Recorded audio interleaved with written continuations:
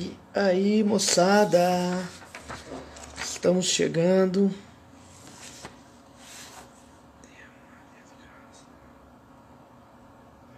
Olá, venham chegando aí, gente. Olá, Carol. Vou colocar o tema aqui para nós. Hoje vai ser com a Laura Serrano. E daqui a pouquinho ela vai estar aí. Deixa eu só colocar o tema aqui, moçada. Olá. Ó, a Laura chegou aí. Deixa eu já convidá-la aqui. Espera só um minutinho.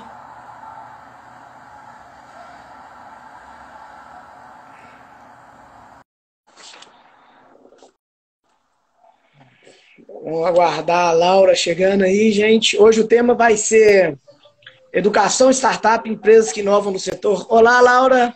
Olá, tudo bem, Laguna? Um prazer estar aqui conversando com você hoje. Tudo jóia. Ô, Laura, antes da gente começar o bate-papo nosso, todos os meus convidados, e obrigado por você fazer parte, eu faço uma trilha sonora. Minhas lives, ela tem uma trilha sonora. Eu escolho uma música pra gente fazer uma... quebrar o gelo, né? E tem tanta artista boa no mundo afora, e aí eu pego o tema e relaciono com algo.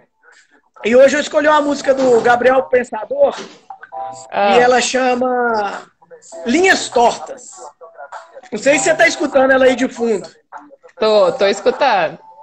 Tá escutando? Então, e ela fala algumas coisas interessantes para o mundo de agora que a gente está vivendo, apesar que já tem mais de 20 anos a música. Ela diz o seguinte, vou pegar alguns estrofezinhos só para a gente fazer uma introdução.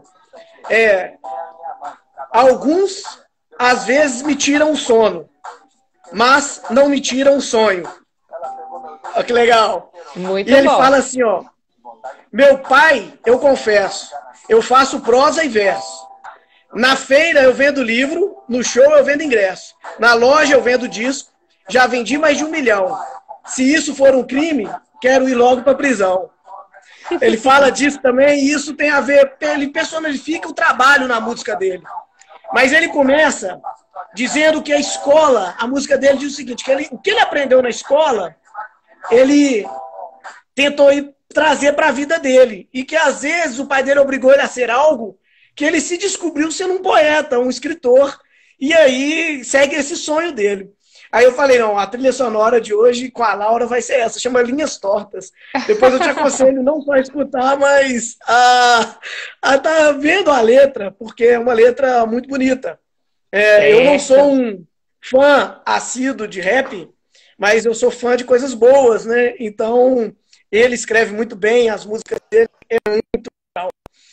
Ô, Laura, então, já que nós quebramos o gelo, obrigado por ter participado da live hoje. Acho que é um tema bacana aí que a gente pode explorar. Dá para o pessoal que está entrando, que está curtindo as lives do Laguna, e dá para aprender um bocado, principalmente com você. Eu acho que hoje, no cenário político nosso, você é uma das figuras mais importantes, sem sombra de dúvida. Eu falo o seguinte, eu comecei a votar com 16 anos, eu fui votar certo com 39 anos. Por incrível que pareça, a gente vai aprendendo e vai lendo e vê a importância do cidadão de estar acompanhando, né? Porque o relacionamento que a gente tem com vocês é muito próximo. E isso faz... Eu acho que de um lado você se sente também mais próximo do seu público, também pressionada e assim fazendo coisas boas para nós, que é o eleitor. Poxa, eu me sinto assim, é como se eu comprasse algo que eu queria usar a vida inteira, entendeu? Meu primeiro videogame. Me sinto mais ou menos assim. Não, eu digo, Laguna, que, na verdade, a proximidade com os eleitores, a proximidade com você, com todos, é fundamental. Porque, assim, o dia a dia na política não é fácil.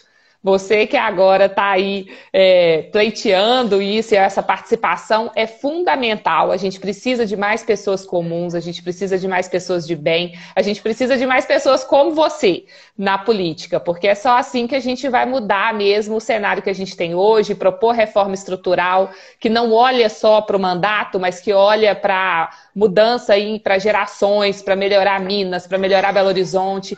Então, assim, e é esse contato próximo que eu acho que faz a gente seguir em frente, porque, como eu disse, o dia a dia não é fácil. a gente passa por uma série de frustrações e a gente tem que continuar seguindo em frente, porque é esse o papel. Acho que nisso tem um pouco do empreendedorismo também, porque muitas vezes é desencorajador, né? Porque a gente está lutando contra uma maré aí de tradições e a gente vem com uma política nova, com uma política que quer fazer a diferença. Então, acho que ter esses feedbacks, ter esse retorno de quem acredita no nosso trabalho, que apoia os resultados, é o que faz a gente seguir em frente. Então, sem dúvida que esse apoio é fundamental. Joia, legal. O pessoal tá chegando aí agora. Meu pai e minha mãe entrou. Mandar um beijo para eles, Laura, você me desculpa. E eu vou mandar um beijo também. Ah, muito legal. E ó, a família toda votou no seu. Eu fiquei falando na cabeça deles lá, eles foram espalhando e tal. E eu acho que eles estão muito satisfeitos. Graças a Deus. E eu sempre faço uma pequena apresentação minha, Laura, pro pessoal que tá chegando. Essa live ela fica gravada no YouTube depois, tá? Sei. E para quem está chegando, meu nome é Cristo Laguna, o pessoal me conhece como Laguna, sou pré-candidato a vereador pelo Novo, sou empreendedor desde 19 anos e hoje eu estou com minha amiga Laura. Conta um pedacinho da sua história, Laura, e a estrela da noite é você, o nosso público aqui. Bom, conta um pedacinho da Laura aí para nós. Vou falar um pouquinho até sobre minha formação, né? Muitas pessoas não sabem, mas eu sou economista. Eu sou formada em economia pela UFMG, e aí muitos me perguntam, mas como que isso é uma economista, uma deputada liberal formada pela UFMG? Mas eu tenho formação também no exterior, meu mestrado em economia eu fiz na Concordia University, no Canadá. Lá eu fui convidada para fazer parte da Golden Key International Honor Society, que é uma sociedade internacional de pós-graduados de alto desempenho. Então, a gente tem aí ganhadores de prêmios Nobel, ex-presidentes dos Estados Unidos. Fico muito feliz de fazer parte da Golden Key. A gente não conhece tanto no Brasil porque ela está presente nos países de língua inglesa. Então, assim, minha formação, sou economista, tanto é que na Assembleia eu participo de duas comissões parlamentares, que são a Comissão de Desenvolvimento Econômico e a Comissão de Fiscalização Financeira e Orçamentária, que são comissões importantes, que têm uma sinergia aí com a minha formação e a minha atuação antes da política, né? E aí eu falo, né, que política não tem que ser profissão, política é vocação.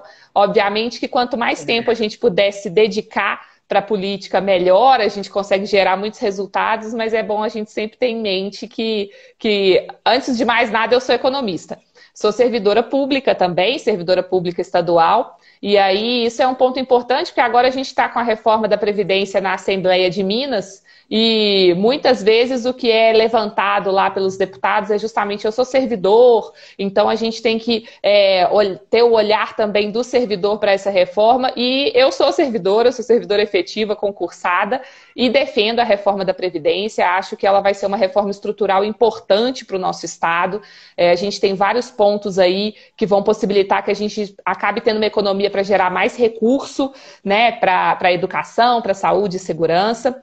Nunca tinha me envolvido assim diretamente na política, apesar de acompanhar até 2016.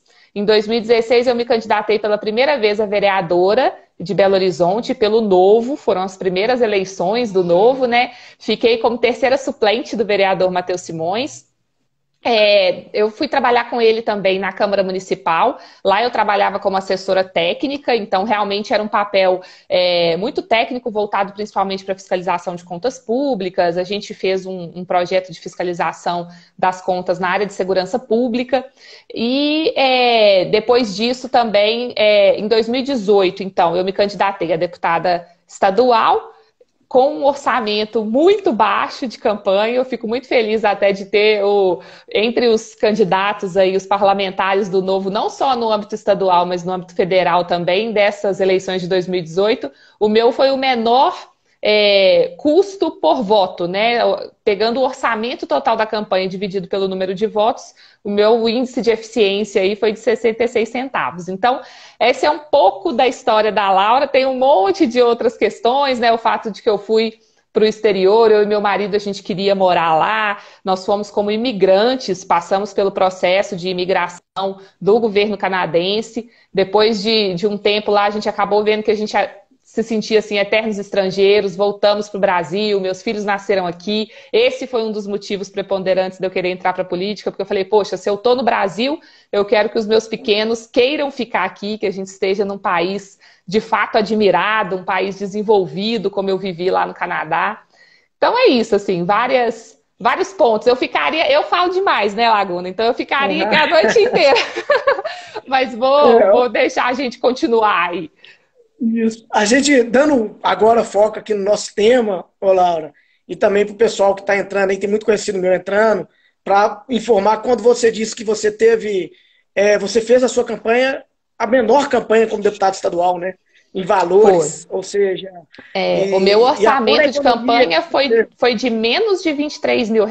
Então, assim, muitas pessoas não acreditam, acham que não é possível, que é preciso ter milhões para se eleger, e eu sou prova de que não precisa. A gente tem, inclusive, né, no Novo, uma campanha de menos de R$23 mil e eu fui a candidata mais votada. Então, mostra também que no Novo não tem essa questão de dizer que existe um preconceito contra mulheres. Então, não é nada disso, né? Os resultados aí das eleições comprovam. Tomara, e você é exemplo para nós, inclusive a Ana Carmen que está aqui também, ela vai sair para vereadora pelo Novo, exemplo para ela, exemplo para mim, exemplo para todo mundo. Aqui, Laura, a gente começando a entrar no tema aí da educação, no tema de startup e inovação, eu sei que você tem pauta sobre isso, tanto a corrida do saber, né, como esse incentivo na primeira infância, na educação, que você tem dedicado ao seu mandato. E a primeira pergunta que eu gostaria de fazer era para você, né? Como você contextualiza o que vinha acontecendo com a educação antes da pandemia em termos de inovação, porque a gente desde que começou o ensino online, a gente já vem sofrendo, né? A gente vê o índice aí das faculdades caindo e muita gente procurando o ensino online. E aí vem a pandemia. Como é que você pode contextualizar isso para nós, analisando a parte pública e a parte privada e do que você está vivenciando? Bom, isso é importantíssimo a gente falar sobre isso, Laguna, porque na verdade o que acontece? Desde o início da pandemia, a gente vê um esforço muito grande das escolas particulares, das escolas privadas, em se adaptarem para não perder o vínculo com o aluno, para continuar permitindo que as crianças, os jovens, possam ter a educação, mesmo que num contexto de necessidade de isolamento domiciliar, isolamento social. Então, assim, o que a gente foi vendo nas primeiras semanas aí da pandemia é que as escolas privadas começaram a se adaptar, começaram a oferecer esse ensino, mantendo o processo de ensino-aprendizagem dos alunos, e a escola pública precisava seguir isso também, né? É importante para a gente ter igualdade de oportunidades que as escolas públicas ofereçam essas igualdades de oportunidades em relação às escolas privadas para os alunos que às vezes não podem pagar uma mensalidade em escola privada. E aí eu vejo assim, e dou meus parabéns para o trabalho que vem sendo realizado pela Secretaria de Educação do Estado. Foi feito, então, essa adaptação para o ensino à distância, que até o nome técnico da Secretaria é o REAMP, que é o Regime de Estudos Não Presenciais. E esse ensino à distância, ele está sendo tão bem reconhecido que até eu gosto muito de falar que foi convidado pelo MIT para poder falar sobre esse exemplo de Minas no ensino à distância. O MIT, que é, assim, uma universidade importantíssima no mundo. Um outro ponto também interessante, ele foi convidado também pela ONG Todos pela Educação. O pessoal que acompanha muito a educação conhece. Todos pela Educação é uma ONG extremamente renomada, que luta pela qualidade mesmo de educação, de ensino, de aprendizagem. E a Secretaria de Minas foi convidada para poder falar sobre esse exemplo. Então, assim, o Estado de Minas, o governo de Minas, através da Secretaria de Educação, começou a se adaptar para esse ensino não presencial, esse ensino à distância. Existem 3 canais possíveis, que são, através do site da própria secretaria, a gente tem a TV aberta através da Rede Minas, e agora a TV Assembleia também está fazendo a divulgação e a cobertura, a transmissão dessas aulas. E, além disso, a gente tem o Conexão Escola, que é o aplicativo que também está disponibilizando todo esse material. Lembrando que para os alunos e para os professores, o custeio da internet, né, o custeio dessas redes de dados móveis aí está sendo feito pelo Estado, ou seja, nós do Novo sabemos bem, somos nós pagadores de impostos que estamos pagando, mas eu acho que se tem um dinheiro bem aplicado para aplicar o dinheiro do meu imposto, é em manter a educação das crianças mesmo no momento de pandemia, né? Então, esse ponto. Um outro ponto importante, aquelas crianças que não têm acesso nenhum à internet, ainda existe municípios, realidade desses no nosso estado, principalmente área rural, elas estão recebendo impresso esse material. Então, hoje, a educação à distância de Minas já chegou a 97,5% dos alunos.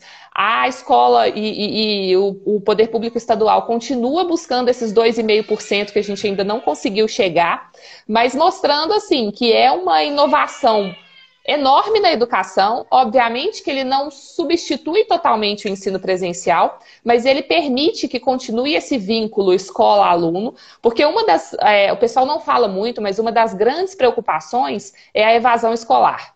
Existem vários estudos que mostram, e experiências também de outros estados, de outros países, que quando você acaba com esse vínculo, mesmo que temporariamente, da escola com o aluno, o índice de evasão escolar aumenta, assim, devastadoramente. E ainda mais no contexto de pandemia, que muitos desses alunos, às vezes, se veem obrigados a começar a trabalhar, a ajudar para ter renda em casa, porque com a pandemia da saúde vem uma crise econômica junto, né? E muitos dos pais desses alunos são autônomos, que enfrentam dificuldade aí de ter renda.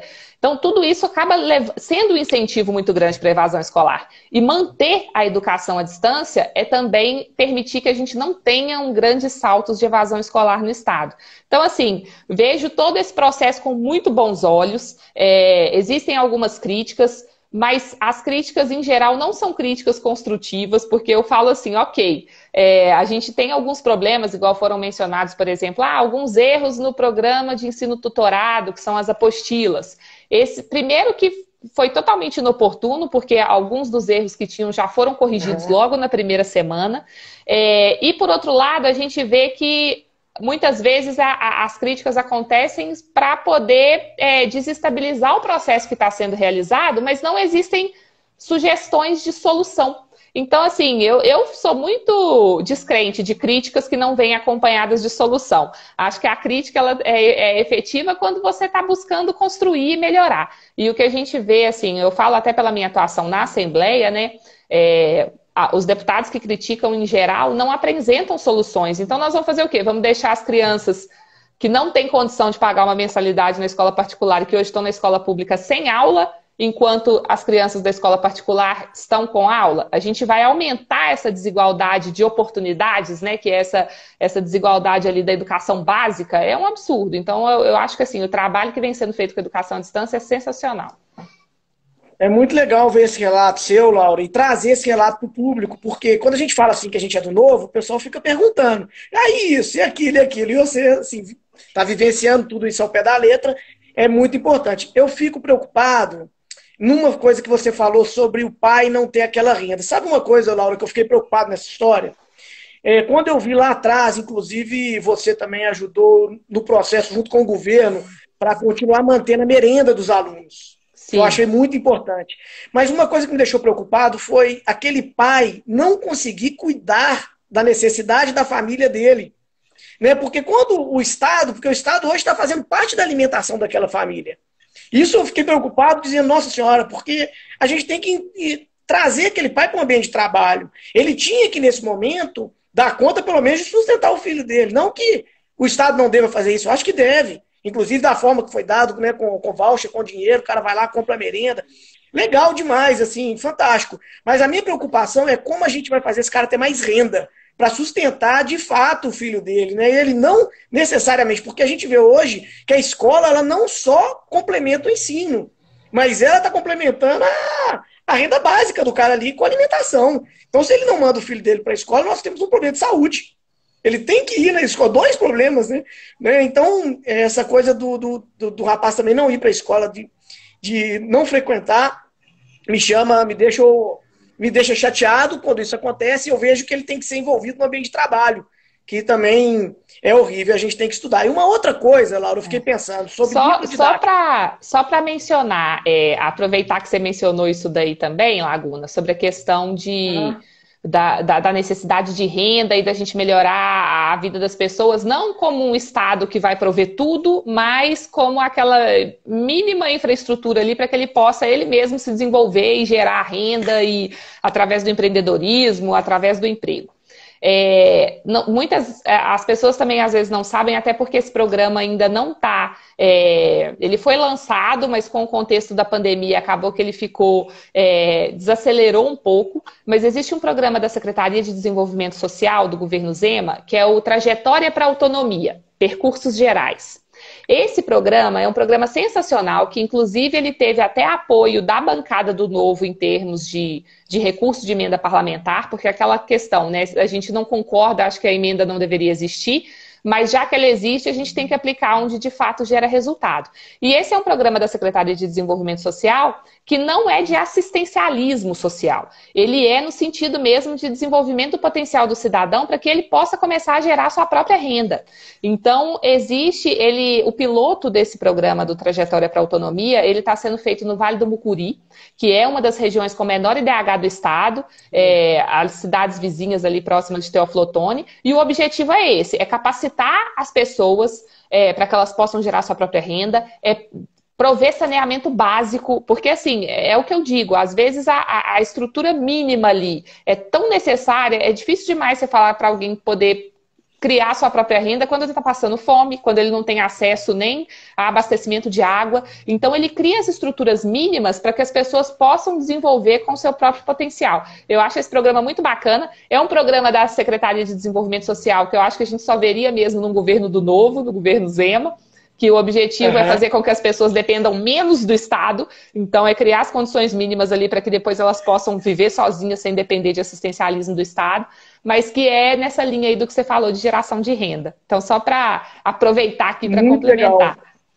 Muito legal. E eu queria também complementar nisso o seguinte, o livro didático, se bobear, eu acredito que se o Estado fizer uma compra de tablet com material escolar lá dentro e com a internet, fique mais barato do que os livros. Por incrível que pareça. Ou seja, a gente consegue, nesse momento difícil, levar a educação lá nos confins de Minas, vamos dizer assim, ou seja, em todos os lugares e para todo mundo, né? E com já inserindo esse menino na parte tecnológica. A gente, acelerando nesse passo, Laura, o seu projeto da Corrida do Saber. E eu tenho acompanhado, né? Mas eu gostaria que você falasse um pouquinho dele e dos resultados, porque isso foi uma pauta logo no início do seu mandato, né? E ela tem a ver com o que nós vamos entrar aqui, que é a parte tecnológica, a parte das startups, dos incentivos que elas podem estar tendo de preparando projetos. Então eu vejo que a Corrida do Saber, ela traz para a escola uma melhoria, porque a escola quer atingir os níveis ali, com isso nós estamos criando empreendedores, nós estamos criando gente ali capaz de transformar a nossa sociedade. Conta um pouquinho para nós. Vai ser um prazer. Adoro falar da Corrida do Saber. Eu falo desde o início que é um dos xodós assim, do meu mandato. O que é a Corrida do Saber? Como eu disse, assim, eu não concordo, acho que as emendas parlamentares não deveriam existir, que são esses recursos, né, que o deputado tem para poder indicar. Mas como elas existem e são previstas constitucionalmente, inclusive impositivas, a gente pensou como fazer a destinação desse recurso da forma mais técnica possível, onde a gente consiga gerar eficiência, né? Fazer mais com menos. Então, a partir daquele recurso que a gente tem, a gente poder fazer com que esse dinheiro gere mais resultado do que poderia ser previsto inicialmente. E quando eu falo de resultado, é resultado para a população. E o meu objetivo era aplicar isso na educação. Assim, eu acredito muito que é a educação que vai mudar o nosso país. As reformas estruturais, as mudanças importantes, até a maior participação política, ela depende de uma educação na base mais sólida, né? Para as pessoas começarem a perceber que é o que você está fazendo hoje, que a nossa participação ela é fundamental para que a gente mude os rumos da sociedade, para que a gente leve os destinos aí da sociedade naquilo que a gente considera mais importante, pensando inclusive nas próximas gerações. E assim, então assim, eu sou uma apaixonada pela educação. E eu queria muito poder fazer essa aplicação de recurso parlamentar em um projeto de educação, mas que levasse em consideração não só a melhoria da qualidade da educação, mas também uma melhoria de gestão pública, que é essa ideia de aumentar a eficiência na educação. E aí a gente veio com esse projeto, é um projeto que é a Corrida do Saber, que o que ele faz no final das contas? A gente estabeleceu que as escolas que quisessem participar do programa, elas vão ser avaliadas, e foi o que foi feito, avaliadas pelas notas do indicador do PROEB. O que é o PROEB? Ele é um análogo do IDEB no ensino médio, só que a gente quis pegar aqueles anos onde a gente tinha as crianças mais novinhas, que ainda aqueles anos de educação são competência estadual, do legislativo estadual. Então, hoje a gente sabe que o executivo estadual ele tem competência para fazer a gestão do ensino fundamental e médio. E aí a gente pegou aquelas escolas que oferecem os primeiros anos do ensino fundamental, que são as crianças de 6 a 10 anos, né, que estão nas escolas estaduais, escolas municipais, e a gente avaliou a partir da prova do PROEB, que já existe, que é uma avaliação feita periodicamente, todo ano, inclusive. Infelizmente, no governo Pimentel, ela não foi aplicada todos os anos. Isso é muito ruim, porque a gente perde um histórico de avaliação ali, que é fundamental, porque quem não mede não gerencia. E no governo Zema, então, a gente teve essa avaliação. E a partir desses dados, ou seja, de aprendizagem efetiva dos alunos, né? Quem é que de fato está melhorando a aprendizagem do aluno em português, em matemática? Quais são essas escolas que estão tendo resultado efetivo para melhorar a aprendizagem? Essas escolas, então, elas foram ranqueadas, e as escolas com maior evolução nessa nota do PROEB, elas recebem recurso de emenda parlamentar. Então é como se fosse uma espécie de bonificação, é trazer da iniciativa privada o que funciona para o poder público, por isso que eu falo que é melhoria da eficiência. Então as escolas que têm melhor desempenho em aprendizagem dos alunos em português e matemática, elas recebem recurso de emenda parlamentar. E independente da diretora da escola me conhecer ou não, independente se o prefeito do município tem a ver com as ideias do Novo ou não, independente se eu conheço ou não o prefeito. Então, assim, não tem nenhuma questão política envolvida. É essencialmente critério técnico. Opa, acho que a Laura travou. Alô? Acho que a Laura deu uma caída aí. Olá, pessoal. Olá, voltou aí, voltou. Deu uma caída aí. Ah, não, então tá bom. Só para concluir. Então, assim, você estava no detalhe técnico. Isso. Então, assim, é eminentemente técnico, não tem viés político, igual eu falei, uma cidade que tem um prefeito do PT, que a ideologia é totalmente diferente da nossa. Ainda assim, se a escola for uma escola que consegue fazer com que os seus alunos aprendam bem português e matemática, ela vai receber recursos de emenda parlamentar para melhorar a qualidade ainda mais desse ensino.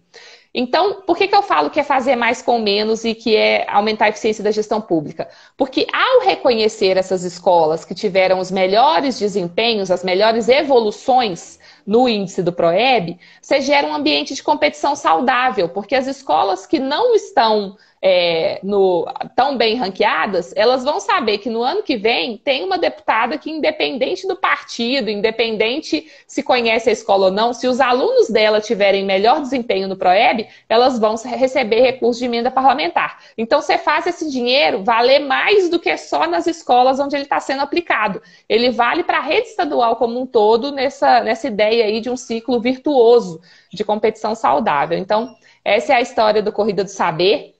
Os resultados que a gente tem. A gente está, inclusive, amanhã a gente tem uma reunião com a Secretaria de Educação, porque a gente já tem o ranking das escolas, isso já está em andamento, só que a gente não pôde divulgar ainda, porque ainda não houve a divulgação do PROEB pela Secretaria Estadual de Educação. Então, a gente precisa que eles divulguem os dados publicamente, para que a gente possa divulgar também o nosso ranking logo em seguida. Então, assim, em breve, nós teremos a divulgação do nosso ranking e os excelentes resultados aí da prova do PROEB e como que vai ser a aplicação dessas emendas parlamentares, desses recursos aí da Corrida do Saber.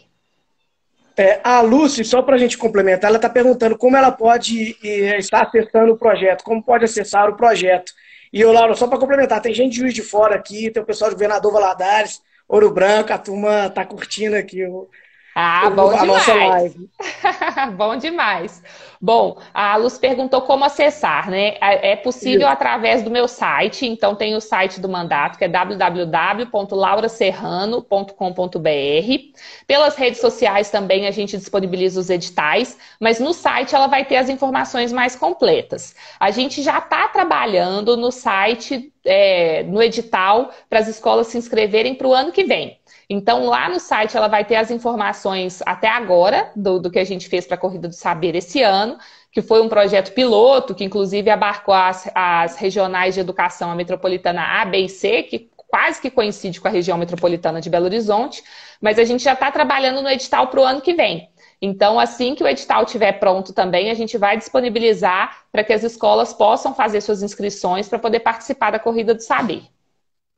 Não, muito legal. Ô, Laura, e pegando um gancho aqui na Corrida do Saber, já entrando na parte das startups e de inovação, esse ano eu tive a oportunidade de estar com uma startup que ela opera dentro das faculdades, ela tem ela chama de atléticas, que ela tenta prover para os alunos ali uma melhor qualidade relacionada ao esporte. Então, por exemplo, ali ele tem acesso a um cartão de crédito dentro da plataforma, ele tem acesso a uma mochila, a uma bola, tudo relacionado a esporte. E, de um lado, esse cara que provém isso era um modelo de startup, e tinha um outro modelo de startup muito interessante, que ele pontuava os melhores atletas.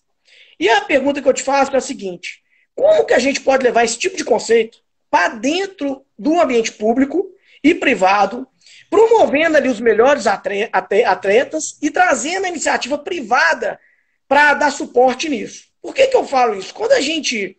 Eu gosto muito de corrida, eu vou citar um exemplo de corrida, tá? Corrida de automóvel.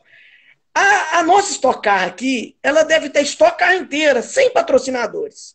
A NASCAR americana, um carro tem 100 patrocínios. A escola americana, o basquete americano, ele é formado de alunos. Mas esses alunos não são alunos de faculdade, eles começam na escola, ali já vão se aperfeiçoando até chegar numa liga de faculdade que já provém para a parte profissional.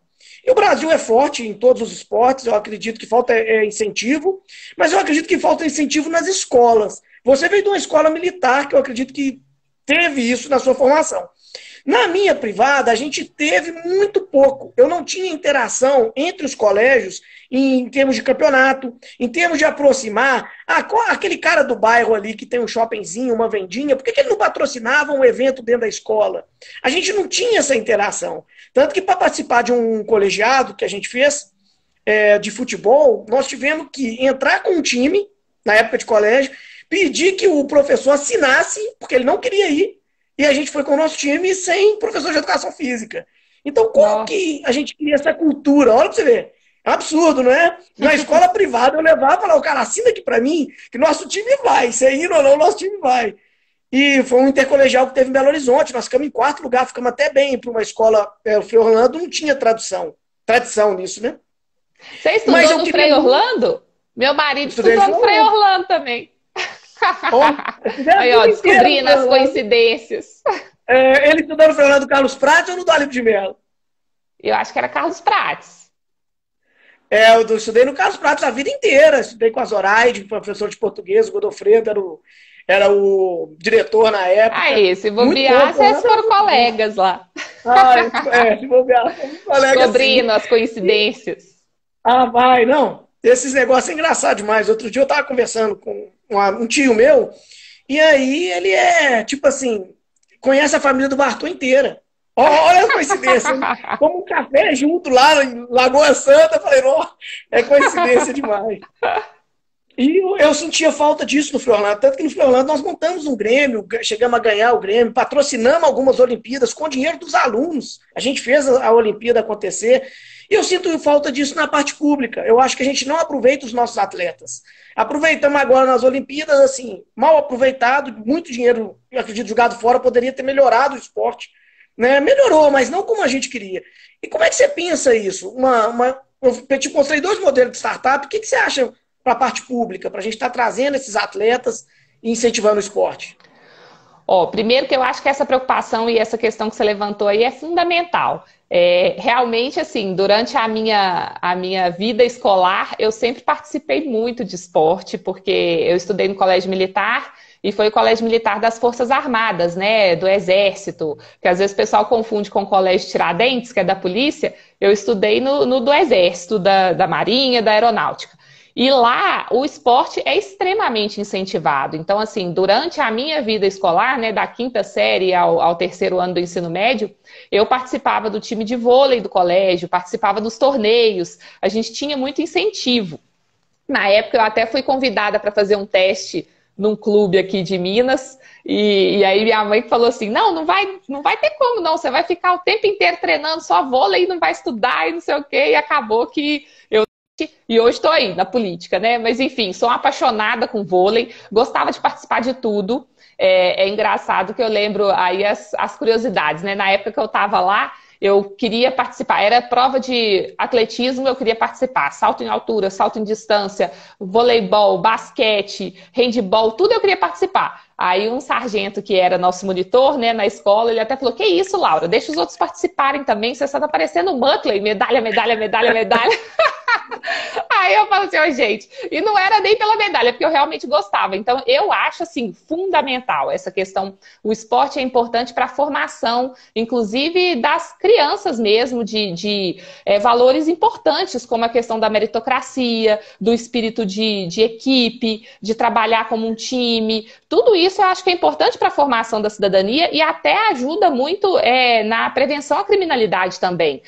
Buscar atingir as metas, a fazer essa transformação. Então, assim, excelente, fundamental. O que eu vejo quando você fala das startups? Eu acho que elas são um ponto importantíssimo para poder ajudar nesse sentido. Hoje em dia, as startups movem nossa economia em tudo, né? E o que eu acho em relação ao setor público, né? A gente realmente está perdendo oportunidade, porque a gente exporta atletas, né? Hoje a gente tem, assim, alunos nossos excelentes, às vezes até na rede estadual mesmo, indo para o exterior e lá eles têm bolsa e estão estudando em universidades excelentes. Então, assim, nós realmente precisamos não só reter esses talentos, mas poder propiciar uma educação de qualidade ali que incentive o esporte. Um problema que eu vejo grande, assim, você mencionou as startups, por exemplo, que a gente pode estar atuando nesse sentido, mas um problema que eu vejo grande estrutural. Hoje, as nossas... Não pensando só na questão da rede pública estadual, de educação básica, mas quando a gente fala, por exemplo, das nossas universidades, as nossas universidades no Brasil e no Estado não permitem esse patrocínio privado. Então, uma coisa que a gente vê muito no exterior, eu que estudei no exterior, a sala de aula que eu estudava tinha nome de empresa.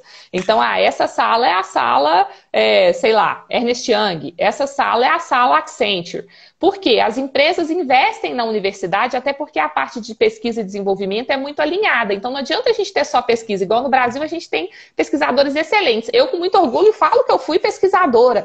Só que a gente precisa ter as duas pernas desenvolvidas. Não é só o P que faz a revolução. Precisa do D também. E para ter o D, que é o D de desenvolvimento, a gente precisa das empresas, a gente precisa das startups, a gente precisa do recurso privado, né? Então, assim, acho que os próprios pesquisadores adorariam que as suas pesquisas não fossem virar só papel, mas virassem produto para gerar resultado efetivo para a sociedade. E para isso a gente precisa da tecnologia, das startups, do recurso privado.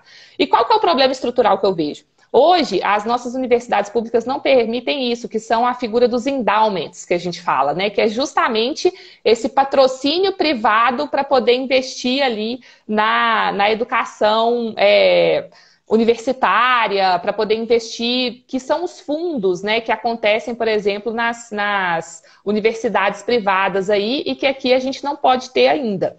Então, talvez por isso também fica difícil essa valorização dos atletas com recursos privados e patrocínios. Às vezes, se a gente tivesse essa figura aí estabelecida, permitida pela legislação dos endowments, de que pudesse, de fato, as empresas aplicarem fundos privados para a manutenção das universidades, elas teriam até mais recurso para poder manter esses atletas e avaliar bem. Então, assim, além da questão aí das startups, eu vejo essa questão também de de legislação aí que era importante da gente poder estar atuando. E que existe um debate ideológico gigante, porque quando a gente coloca na Assembleia, por exemplo, recurso privado para as universidades públicas, eu não entendo, até por ser liberal, porque a gente precisa de recursos, a gente quer que funcione bem, por que não? Mas existe um embate ideológico muito grande das pessoas aí, principalmente, né, de ideologia de esquerda, que defendem não ter recurso privado nas universidades. Mas, enfim,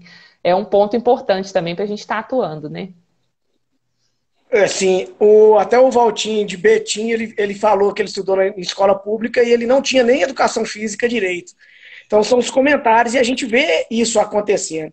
E, Laura, quando você veio falando dessa parte empreendedora das startups, uma outra que seria, dentro da nossa pauta aqui, uma outra questão que eu queria muito entender melhor, é sobre o empreendedorismo. Como a gente poderia...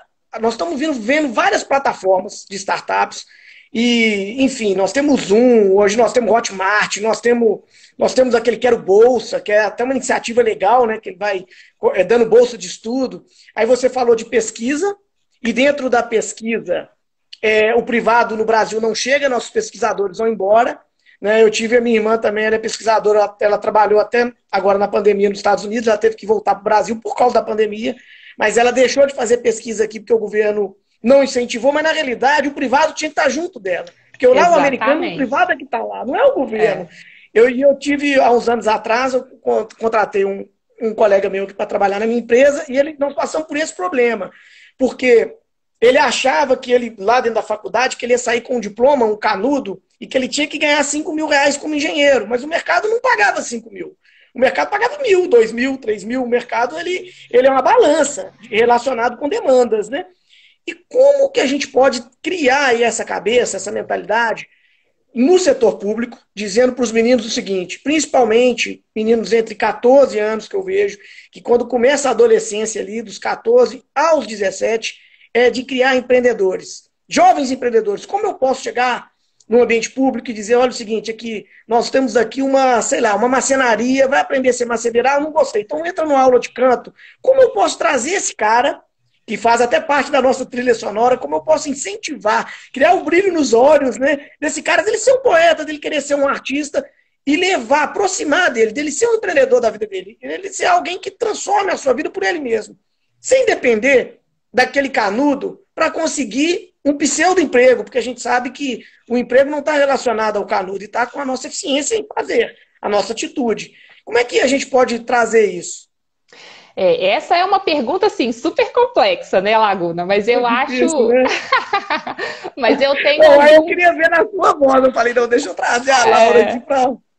Não, porque tá é muito complexo mesmo. É muito complexo. E existem fatores ideológicos que pesam nisso, que é o pior da história toda. Exatamente. Mas eu tenho alguns insights assim nesse sentido que acho que talvez pode contribuir aí com a discussão. Você falou a questão ideológica. Esse é um ponto importante. As pessoas acreditarem que elas dependem muito do Estado, que elas dependem muito do diploma para poder gerar o resultado, ser o agente de transformação das suas próprias vidas, é um ponto que pesa. Infelizmente, a gente tem essa carga cultural das pessoas, e inclusive até as pessoas de mais baixa renda, de achar, eu não posso porque eu não tenho apoio do Estado, eu não posso porque eu não... E não é isso. Na verdade, a gente vê, por exemplo, nos países com capitalismo mais desenvolvido, digamos assim, a gente vê, por exemplo, nos Estados Unidos, a gente vê, mesmo no Canadá, onde eu morei, que as pessoas não acham que há necessidade de ter um diploma universitário para poder se fazer na vida. No Canadá, por exemplo, muitas pessoas com ensino técnico têm o seu próprio negócio, resolvem o problema das outras pessoas e com isso elas fazem o seu dinheiro. Então eu acho que essa mudança de mindset, assim, de o importante é eu conseguir resolver um problema de alguém.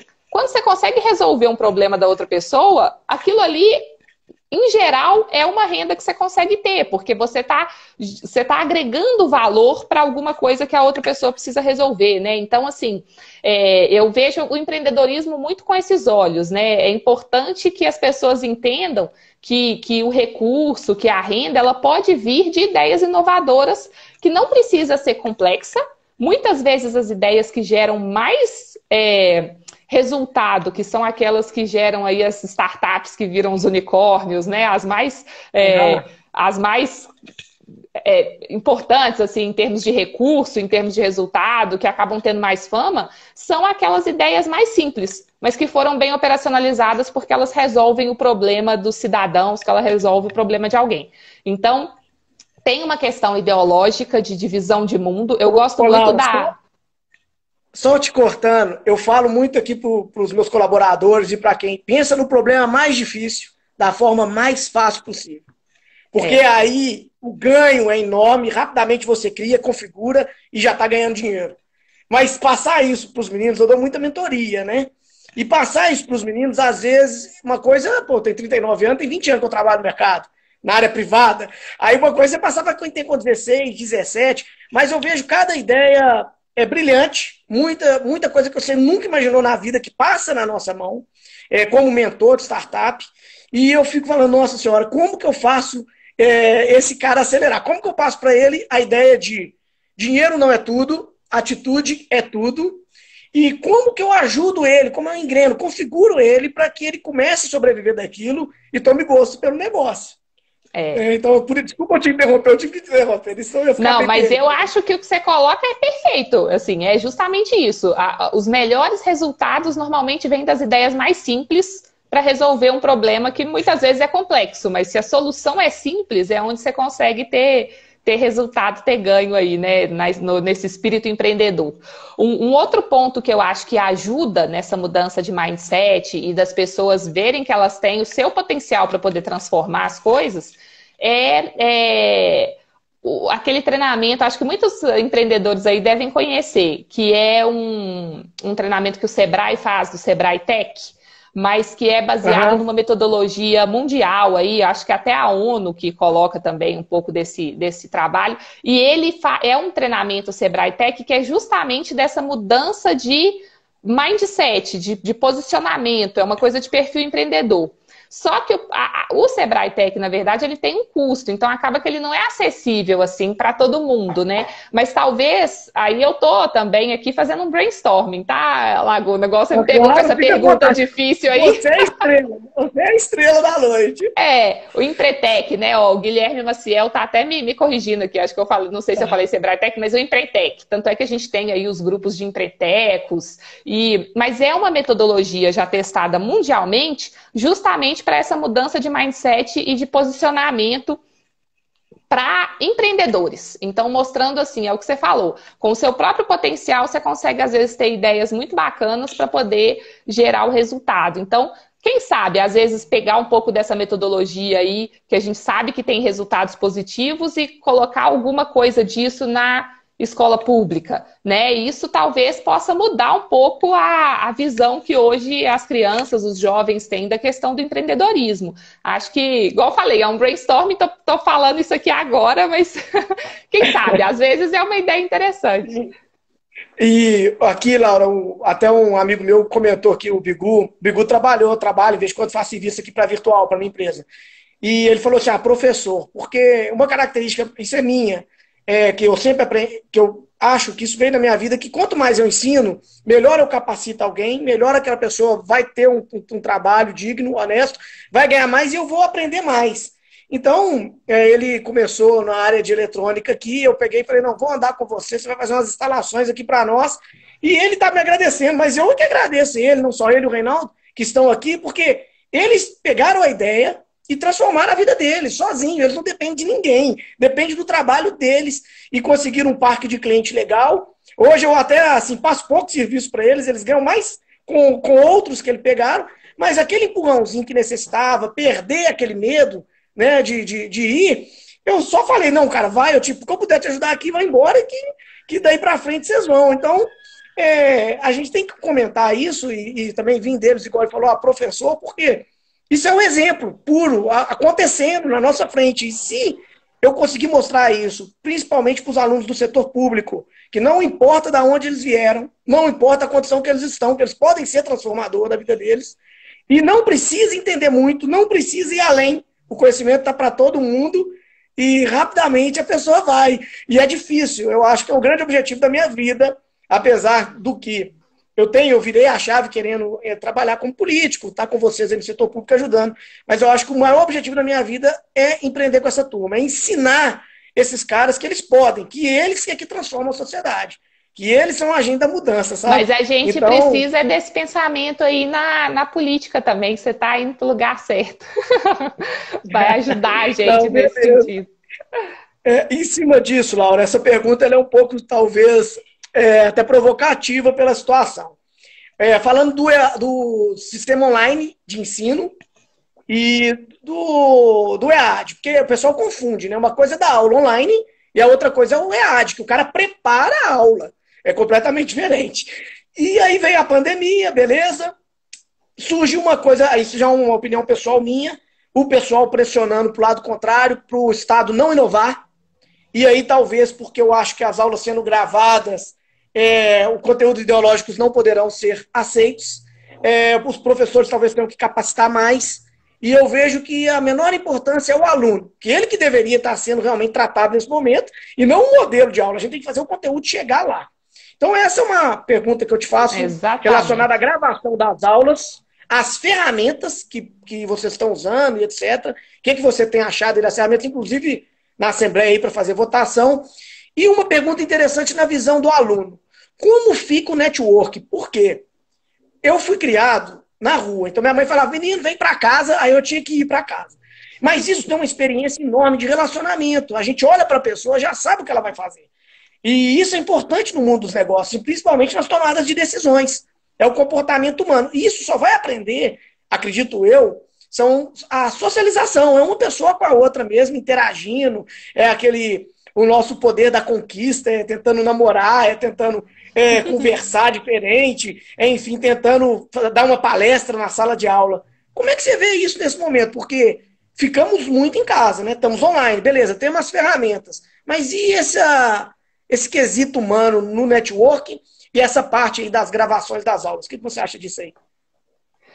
Bom, eu tô gostando, Laguna, porque você só traz pergunta difícil e inteligente. Tá me deixando refletindo aqui com as perguntas. Mas realmente, assim, o que você colocou, essa questão do quesito humano, né? O que fazer nesse contexto de pandemia, que a gente está usando as ferramentas. Eu até publiquei um artigo recentemente, tanto no Tempo, que eu sou colunista às segundas-feiras, quanto no portal BHZ, que eu também escrevo toda semana, mas normalmente que saia na quinta, sexta-feira, artigos sobre tecnologia. E assim, a minha defesa é que essa pandemia e tudo que a gente está vivendo e a necessidade da gente utilizar essas novas tecnologias de forma mandatória, né? Porque a gente não está tendo muita escolha, vai gerar um aumento de produtividade pós-pandemia que a gente não teria se não tivesse acontecendo todo esse contexto assim que a gente não imaginava. Que é um contexto muito triste por ser uma crise emergencial em saúde, por ter uma crise econômica associada, mas se tem um ponto positivo que eu vejo é justamente esse ganho de produtividade pós-pandemia que a gente vai ter pelo uso maior da tecnologia, que foi um uso meio que forçado, mas fez com que todos nós nos acostumássemos, igual eu não costumava fazer muitas lives, por exemplo, e agora Sim. A gente vê que todo mundo faz live. As reuniões pelo Zoom, pelo Google Meet, pelas diversas plataformas, hoje em dia, mesmo os deputados, né, mais decanos da casa, digamos assim, estão usando a tecnologia, coisa que seria impensável até alguns meses atrás.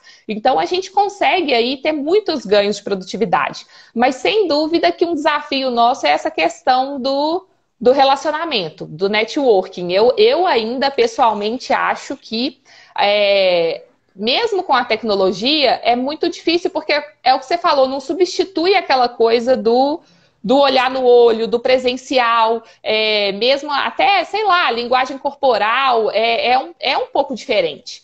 Mas, ao mesmo tempo, eu acho que a gente vem se adaptando aí ao que o pessoal está chamando de novo normal, né? Então, assim, ao mesmo tempo, a gente está tentando extrair ao máximo o que a gente pode da tecnologia. E eu acho que isso é uma coisa também de adaptação. Acho que o ser humano, ele adapta muito bem às novas realidades. Então, talvez para nós que estamos sempre no presencial, a gente acha que existe essa dificuldade do networking, do relacionamento pelas plataformas virtuais. Mas, aos poucos, eu acho que a gente tendo que fazer muitas coisas de forma virtual, a gente vai se adaptando a conseguir também realizar isso pelas plataformas, pelo telefone, usando a tecnologia. Então, não sei. Como eu disse, é uma pergunta assim, desafiadora. Acho que é difícil mesmo a gente conseguir ter a plenitude assim, dos relacionamentos dessa forma, mas eu acho que a gente vai se adaptando e cada vez mais vai conseguindo tirar de letra isso daí. O Carlos Sá, líder do Desperta Já, falou que vai ser um ensino híbrido. Eu acredito que sim. E o Estado e as prefeituras têm que mover rápido para dar conta disso. Né? Até o meu amigo Braulio aí também questionou algumas coisas. O Braulio tem feito várias lives, e eu gosto de participar das lives dele, mas a gente vê que está todo mundo se adaptando, né? Todo mundo se adaptando a essa nova realidade. Ô, Laura, nós estamos indo para o final. Eu queria te perguntar mais uma coisinha, e eu acho que você vai ter 2 minutos para me responder, se eu conseguir fazer em 1 minuto. Ela é rápida, tem que ser rápida. Aqui é sobre a mãe poder ensinar o filho dentro de casa e ela poder dar aula a outros meninos. A história é mais ou menos isso. E se você teria coragem de usar uma app dessa como mãe? Essa também é foda. Certo. Vamos lá. Rapidinho, né? Primeiro agradecer, caso a nossa live caia, agradecer a oportunidade de estar aqui, agradecer a todo mundo que está acompanhando a gente. Obrigada, Laguna. Eu acho que as mães têm que ter liberdade, sim, de poder ensinar os seus filhos em casa. O homeschooling, ela é uma ferramenta e uma técnica importantíssima. E lembrar que o homeschooling não deixa de ter avaliação. Então, assim, só é permitido nos países que permitem o homeschooling desde que aquelas crianças que são ensinadas em casa, pelas mães, por um tutor, elas passem por uma avaliação periódica que demonstrem que elas estão, de fato, assimilando o conhecimento. Então, defendo a prática, acho que é importante a avaliação também, para a gente garantir, né, que essas crianças vão estar assimilando aí os conhecimentos. Sobre a coragem de usar um app para ensinar, eu acho que eu teria, porque se a gente tiver avaliação que mostre que ele está... Deixa eu te fazer a pergunta. Além de ensinar, é o seguinte, um app para você escolher uma professora para deixar seu filho lá. Na primeira infância. Coloca na primeira infância. Eu estou na primeira infância aqui, eu preciso colocar meu filho numa MEI, numa creche, mas enfim, não dá, mas tem uma mãe aqui do lado que pega alguns alunos para ensinar. Você teria essa coragem? Isso é pesado. Eu acho assim, eu gosto de buscar indicação. Eu acho que assim, é sempre importante a gente ver no sentido de que se eu tiver a confiança da credibilidade de que realmente meu filho vai ser muito bem cuidado e que o ensino vai ser feito, o ensino da forma correta, eu acho que é isso. Então, assim, eu procuro sempre as pessoas que eu confio para avaliar, será que ali está tendo um ensino de qualidade? Eu acho que todo mundo é um pouco assim, né? Ainda mais quando a gente trata dos filhos da gente. Então, eu procuraria ter essa certificação, assim, da qualidade, dos cuidados. Ô, Laura, nós estamos aproximando para o final. Eu quero te agradecer. Muito obrigado. É importante a sua presença, é importante a voz feminina. Está na política.